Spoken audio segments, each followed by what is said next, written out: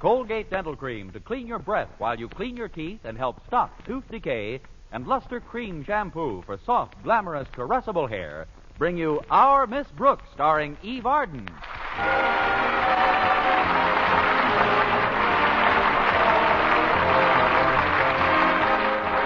time once again for another comedy episode of Our Miss Brooks, written by Al Lewis.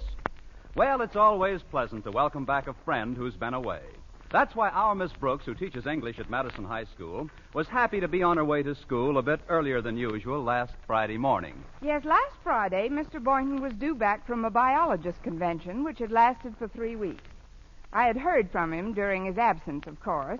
In fact, he sent me one passionate postcard after another. 2 altogether.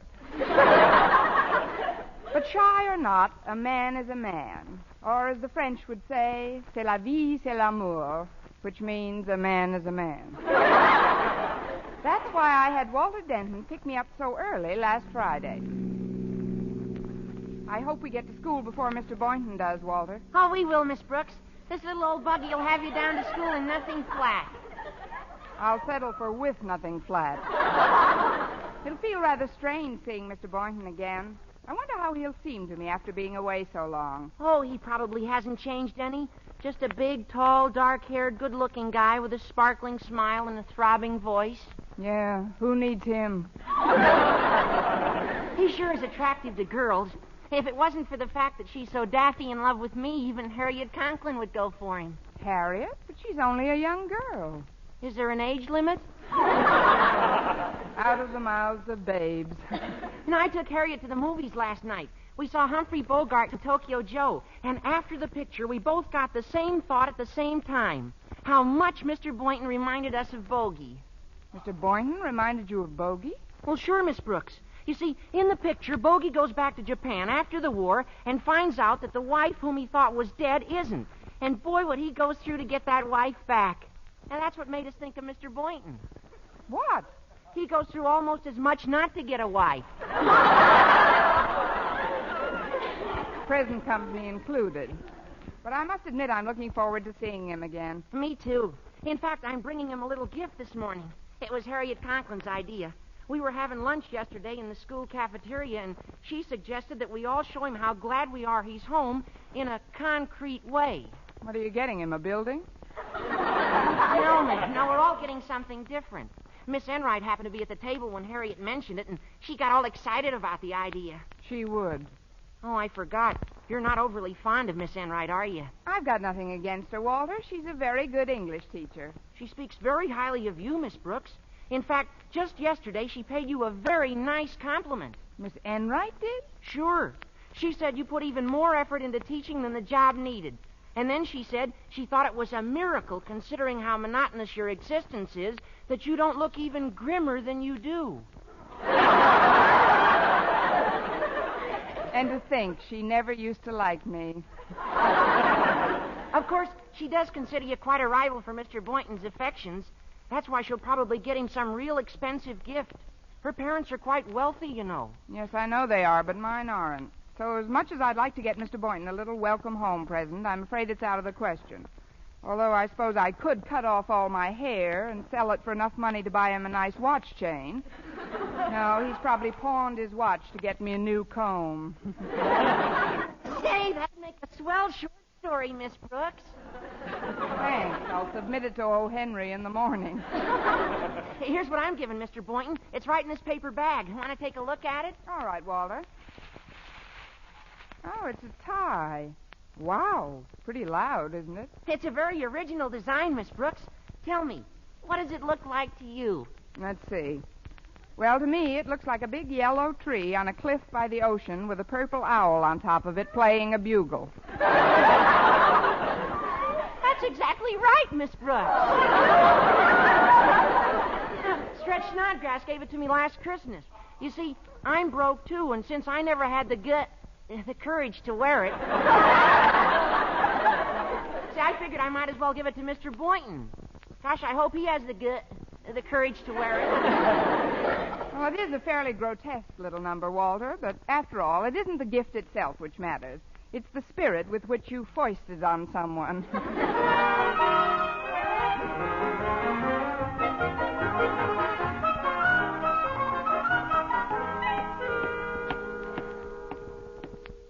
the biology lab, Miss Brooks. Shall we go in and welcome back our hero together? If our hero has arrived, it might be a nice idea, but first Look who just came out of the lab. Miss Enright. Good morning, Walter. Hiya, Miss Enright. And dear Miss Brooks. I hate to be the bearer of such evil tidings, but your quarry hasn't been sighted yet. My quarry? You were here when I arrived, remember? Well, I just wanted to leave a little welcome home gift for Mr. Boynton. I assure you I haven't spent 2 seconds hanging around this door. Oh, I'm sure you haven't, Miss Enright, but tell me one thing. Did you sleep with your paws over the threshold or under the threshold? Excuse me, ladies, but I'm going to leave my little gift on Mr. Boynton's desk, too. Well, Miss Brooks, I suppose you're waiting to deliver your humble little offering to Mr. Boynton in person. No, Miss Enright, to be perfectly honest with you. Please, Miss Brooks, it's a little early in the morning for fantasy. But even if you were going to tell me that you haven't bought anything for Mr. Boynton, I assure you that your method of spreading the welcome mat is very effective. What do you mean? Well, you're wearing it, aren't you? Well, no. Really, I don't mean to criticize your get-up, my dear. I realize that on a teacher's salary, dressing well takes more than good taste, even if you had any. Fortunately, I don't have to depend on my earnings to get along. Mama and Papa have always been extremely well off. They didn't know how well off till you were born. Well, I'd better be on my way. I can't afford to engage in a common hair-pulling contest. Not when you get your hair at I.J. Fox, you can't.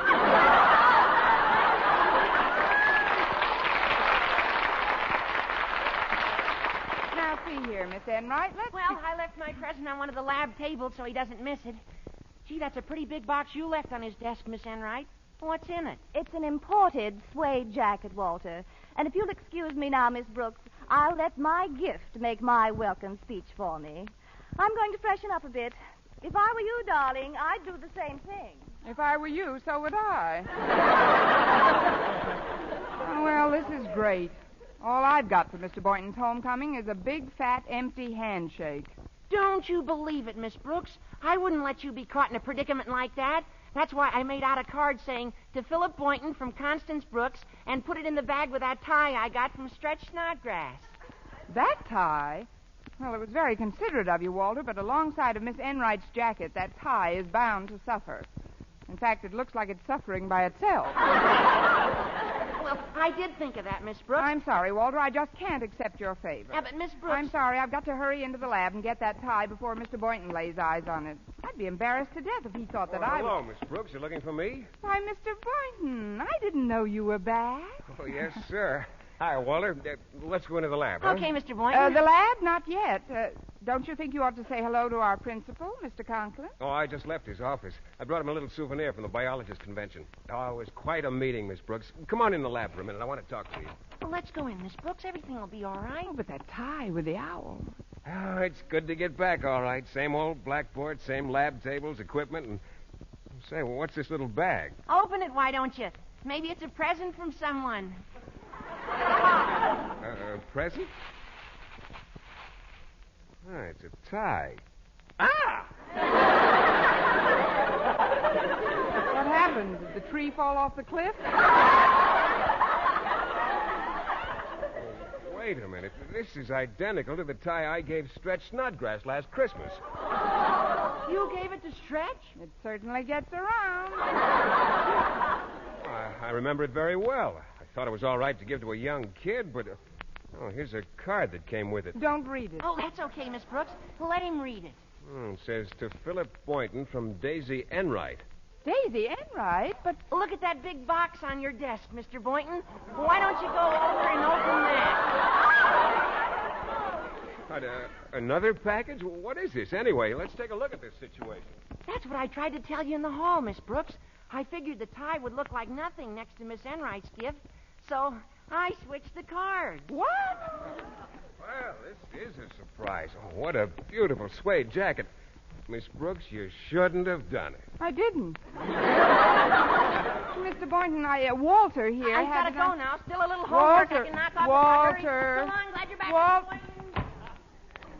Well, Miss Brooks, Oh, this convinces me of something I've always felt to be true, that your sensibilities, your generous nature... Oh, look, Mr. Boynton, I just... Well, now, just comparing this exquisite jacket with that ridiculous tie of Miss Enright's, it's just overwhelming.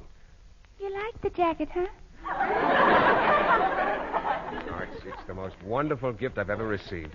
I did plan to stay home tonight and catch up on some work, but this lovely gift changes all that.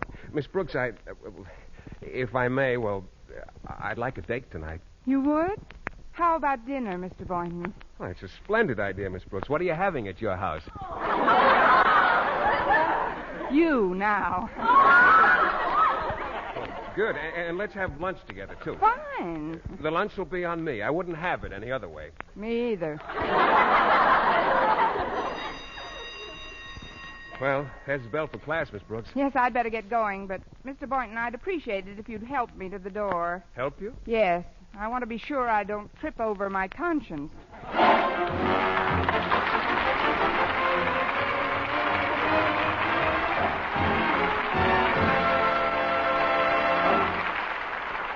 Our Miss Brooks, starring Eve Arden, will continue in just a moment. But first, here is Vern Smith.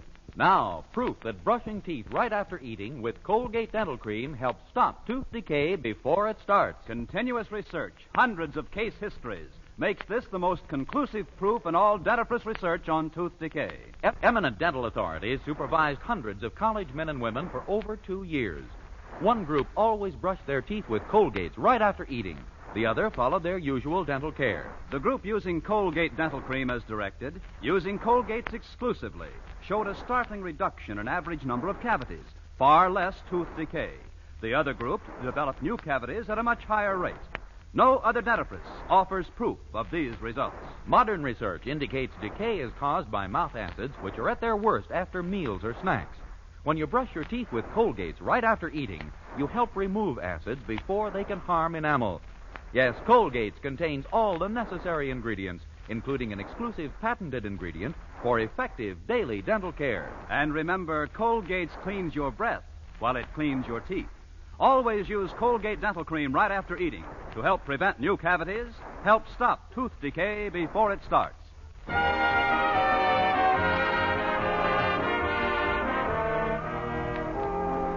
Well, when lunchtime arrived, I hurried toward the cafeteria to keep my date with Mr. Boynton. But as I passed the principal's office, Mr. Conklin's daughter, Harriet, bounded toward me from behind a potted plant. Hi, Miss Brooks. Daddy wants to see you before you go to lunch. Naturally. But before you go in, I've got some wonderful news for you. What do you think I just found? Miss Enright lying at the foot of a stairway.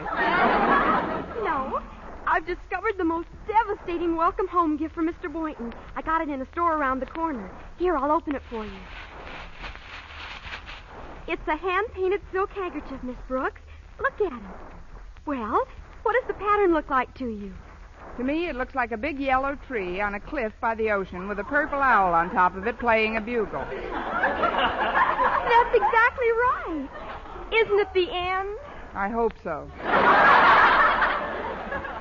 It was part of the set, but I couldn't afford the extra 65 cents for the tie that went with it. Don't let that worry you, Harriet. Maybe Mr. Boynton will just happen to have a tie with a yellow tree and an owl on it. And did you notice this, Miss Brooks? Right under the yellow tree on one of the green branches is the initial B. Get it? B for Boynton. Or Billius. It's really very pretty, Harriet, and I'm sure Mr. Boynton will love every twig of it, but I'd better get in to see your father. Okay, Miss Brooks. See you in the cafeteria when you're finished with Daddy, or vice versa. Come in. Well, it's Miss Brooks. Sit down, won't you? Over here by my desk. That's where all my friends sit when they drop in to see me. You all right, Mr. Conklin? Well, now that you mention it, Miss Brooks, I'm not all right at all. I'm very embarrassed. You see, this morning, Mr. Boynton presented me with a 4-pound frog. Congratulations.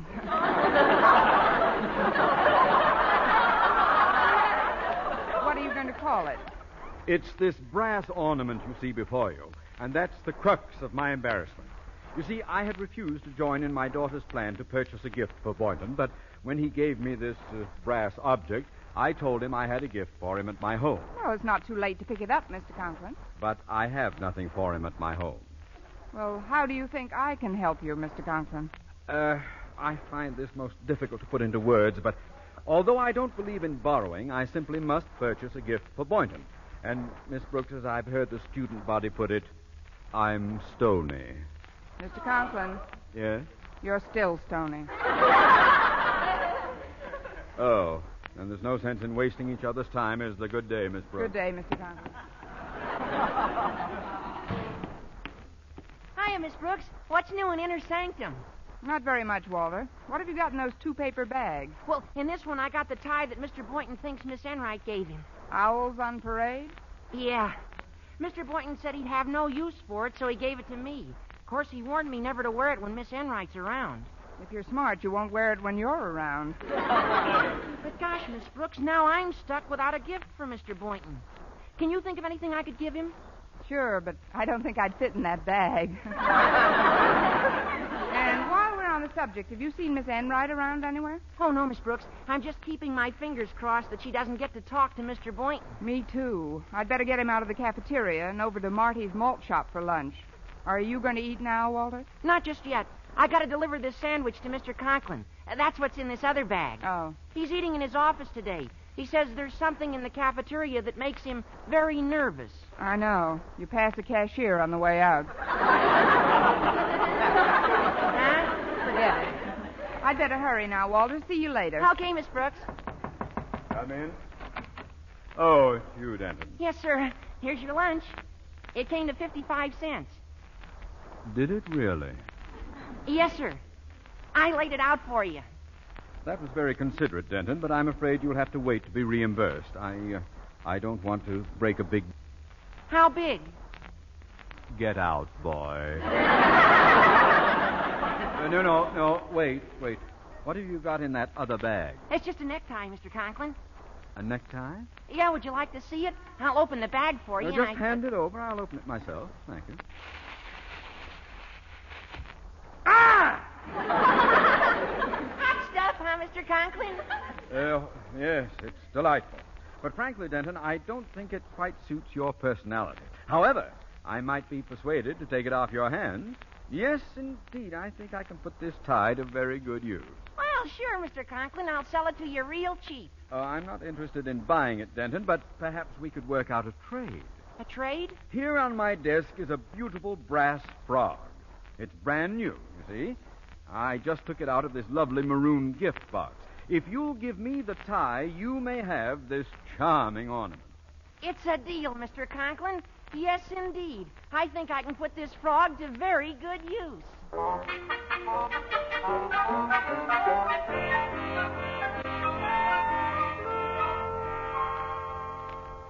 I'm glad I caught you before you went home, Mr. Boynton. This is the first chance I've had to give you this little homecoming present. Another present? My goodness. I certainly appreciate this, Harriet. Not only because of the spirit behind it, but because it serves as a reminder that I ought to pick up a little gift for Miss Brooks. You see, I'm having dinner with her tonight. Oh, I think that's stupendous, Mr. Boynton. What are you going to get her? Nothing very ornate, I'm afraid. I spent quite a bit of money on my trip, you know. Oh, by the way, what's in this package you've given me? It's a hanky with your initial on it. A big B. B for Brooks. I mean Boynton. I had it gift wrapped for you, Mr. Boynton. But if you'd like to open it Oh, now... no. Leave it wrapped. And thanks again, Harriet. Yes, indeed. I think I can put this hanky to very good use.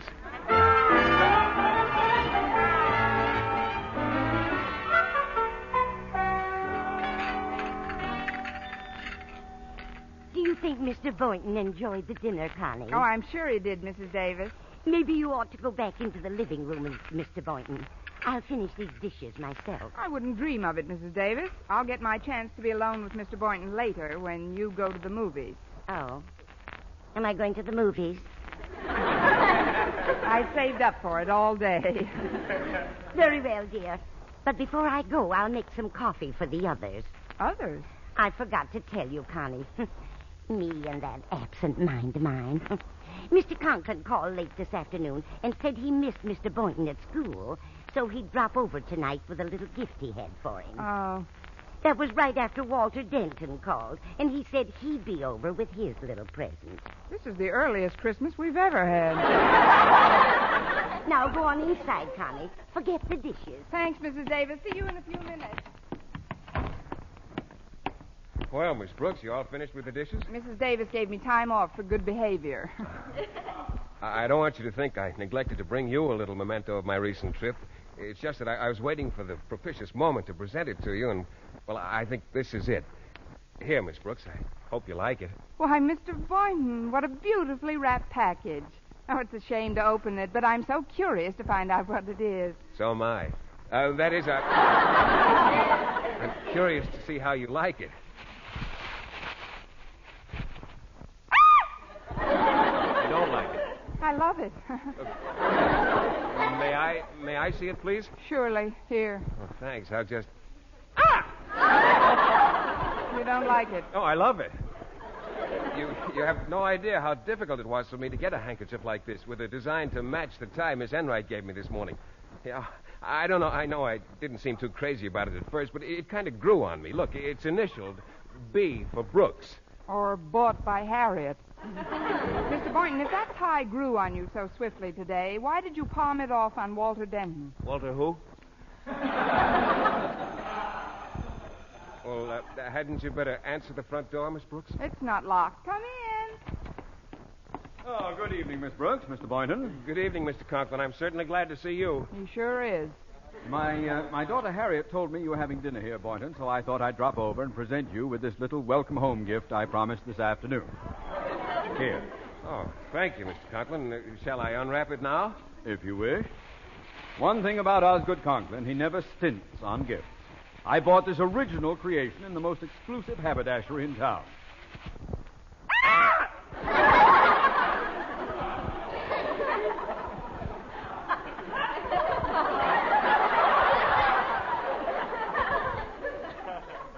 You don't like it? We love it. Always have. What could be lovelier than a yellow tree with a purple owl playing a bugle? Unless it was a purple tree with an orange pig playing a fife. Well, thanks a lot, Mr. Conklin. It's just what I needed. Oh, don't mention it, my boy.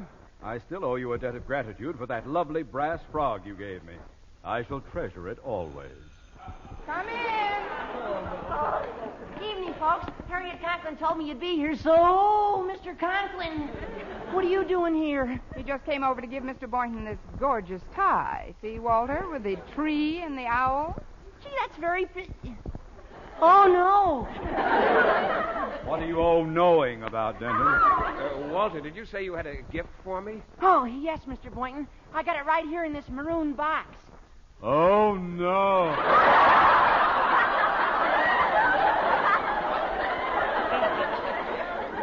What are you all knowing about, Mr. Conklin? Denton, I'd better have a word with you in the kitchen, boy. Oh, sure, Mr. Conklin. Just as soon as I give Mr. Boynton this brass frog. Brass frog? Brass frog. Brass frog. Well, thank you, Walter. It certainly is fun exchanging gifts, isn't it? Yes, and tonight we're really exchanging them. Well, it's the idea that counts anyway, isn't it? And I've gotten some swell things that make me almost glad I left Madison so I could come back. Look, Mr. Conklin, how do you like this suede jacket I've got on? Oh, it's extremely attractive, Boynton. Miss Brooks gave me this. Come in. Well, good evening, everyone. Hello, Miss Enright. Miss Enright? Miss Enright. Miss Enright. Harriet Conklin told me I'd find you here, Mr. Boynton. She did? You remember Harriet, known to her intimates as the town crier? Oh, let me look at you, Mr. Boynton. My, that suede jacket looks simply divine. Ain't it a dandy? Miss Enright, why don't you and I go for a walk? It's pretty stuffy in here. Oh, but I just got here, darling. Let me admire my jacket for just a moment. Your jacket? Mr. Boynton, I better have a ticket with you, talk with you in the kitchen.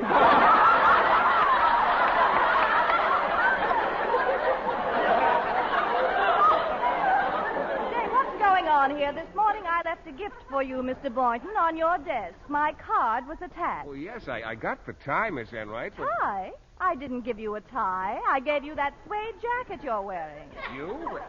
The card said... Miss Brooks, how did you... Miss Brooks, where are you? I'm over here in the closet with the rest of your gifts. What are you doing in there? I'm using the hanky for a blindfold, the tie for a noose, and Gridley, you may fire the brass frog when ready. Eve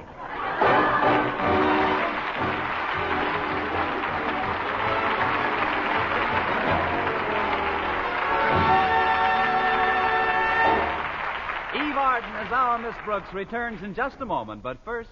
Dream girl, beautiful luster cream girl. Tonight, yes, tonight, show him how much lovelier your hair can look after a Luster Cream shampoo. Luster Cream, world's finest shampoo. No other shampoo in the world gives Kay Dumit's magic blend of secret ingredients plus gentle lanolin. Not a soap, not a liquid. Luster Cream shampoo leaves hair 3 ways lovelier. Fragrantly clean, free of loose dandruff, glistening with sheen, soft, manageable. Even in hardest water, Luster Cream lathers instantly. No special rinse needed after a Luster Cream shampoo. So gentle, Luster Cream is wonderful even for children's hair. Tonight, yes, tonight, try Luster Cream shampoo. Dream girl, beautiful luster cream girl. You owe your crowning glory to a luster cream shampoo. And now, once again, here is our Miss Brooks. Well, I finally realized that there was nothing I could do but be completely honest and admit, in spite of what the consequences might be, that the entire affair was the fault of Walter Denton. Although the embarrassment was pretty evenly distributed, Mr. Boynton felt that the least he could do was see Miss Enright home. And Walter, of course, dropped Mr. Conklin like a hot potato. When they had all gone, Mrs. Davis came in with 6 cups of coffee. Where did everybody go, Connie? Out, Mrs. Davis. Thanks just the same for the coffee, but I'm going to bed now. Just a minute, Connie. I have a little favor to ask of you. You know, everyone gave Mr. Boynton a welcome home gift today except me.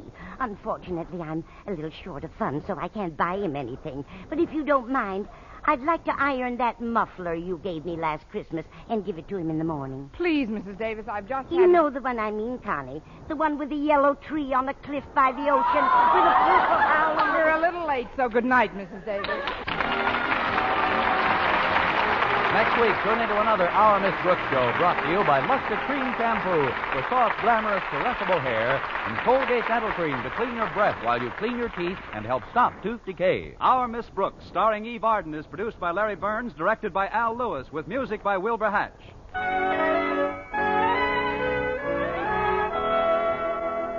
Men, do you shave with a lather or brushless shave cream? Palmolive shaving cream comes both ways.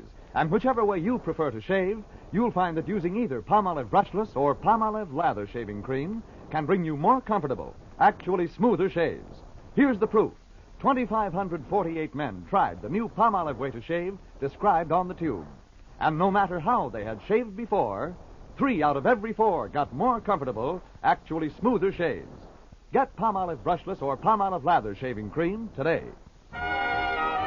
October 24th is the anniversary of the United Nations Charter and will be observed by almost the entire civilized world.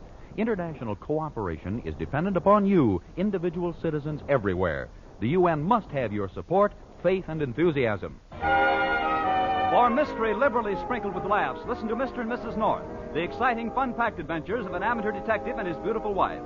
Tune in Tuesday evening over most of these same stations. And be with us again next week at the same time for another comedy episode of Our Miss Brooks. Bob Lamont speaking. This is CBS, the Columbia Broadcasting System.